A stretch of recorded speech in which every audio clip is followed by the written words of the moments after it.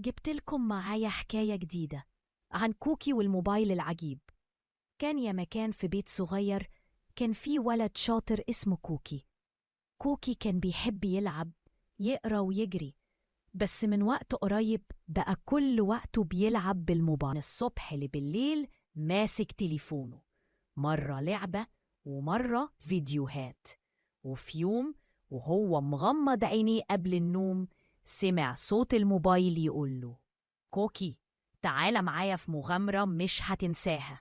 كوكي فتح عينيه لقى نفسه جوه شاشة الموبايل، كل حاجة حواليه أيقونات وأصدقاء السوشيال بيتكلموا وهو مش فاهم إيه اللي بيحصل.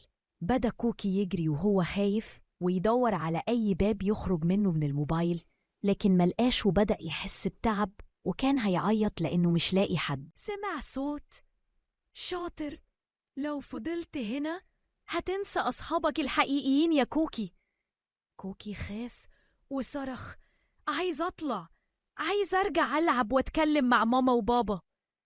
وفجأة لقى نفسه على سريره وكان بيحلم جري بسرعة وحضن مامته وقال لها: أنا هسيب الموبايل النهاردة ومش هضيع وقت عليه تاني، وانزل الشارع لعب مع أصحابي.